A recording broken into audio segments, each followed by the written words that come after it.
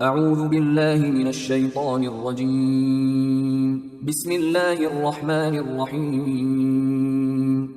سورہ کہف آیات نمبر 45 تا 49 میں ایک تمثیل کے ذریعے اس دنیا کی بے ثباتی اور روز قیامت کا منظر پیش کیا گیا ہے، جب انسان کا اعمال نامہ جس میں ہر چھوٹی بڑی چیز کی مکمل تفصیل موجود ہوگی اس کے سامنے رکھ دیا جائے گا۔ اعوذ باللہ من الشیطان الرجیم واضرب لهم مثل الحياة الدنيا كماء انزلناه من السماء فاختلط به نبات الأرض فأصبح هشيما تذروه الرياح۔ اے پیغمبر صلی اللہ علیہ وآلہ وسلم، آپ ان لوگوں کے سامنے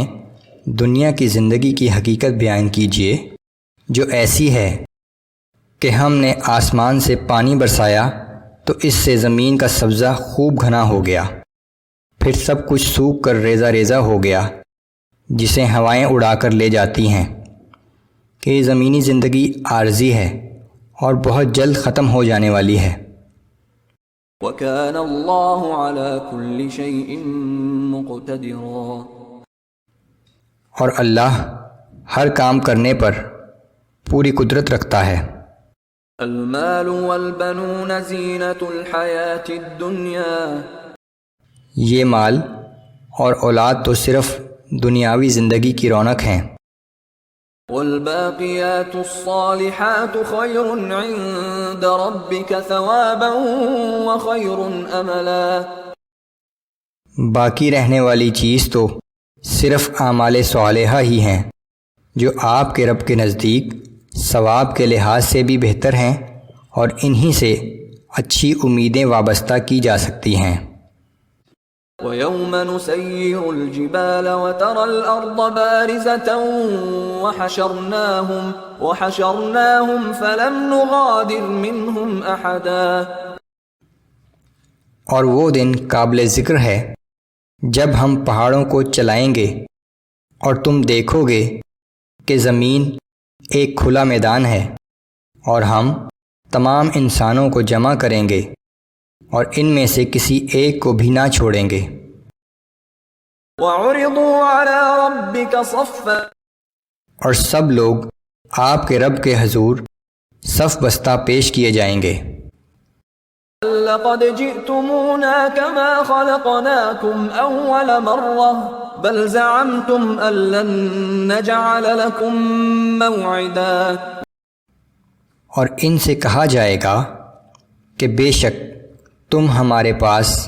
آج اسی طرح آئے ہو جیسا کہ ہم نے تمہیں پہلی بار پیدا کیا تھا،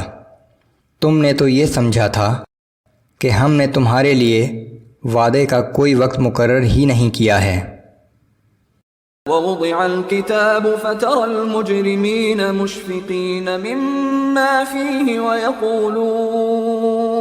وَيَقُولُونَ يَا وَيْلَتَنَا مَا لِهَذَا الْكِتَابِ لَا يُغَادِرُ صَغِيرَةً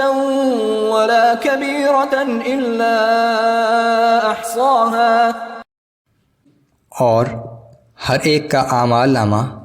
اس کے سامنے رکھ دیا جائے گا، اور آپ اس وقت مجرموں کو دیکھیں گے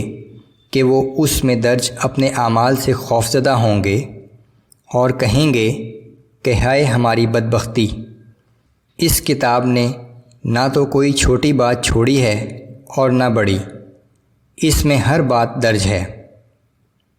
وَوَجَدُوا مَا عَمِلُوا حَاضِرًا وَلَا يَظْلِمُ رَبُّكَ أَحَدًا، اور جو کچھ انہوں نے کیا تھا وہ سب اپنے سامنے لکھا ہوا موجود پائیں گے، اور آپ کا رب کسی پر ذرا سا بھی ظلم نہ کرے گا۔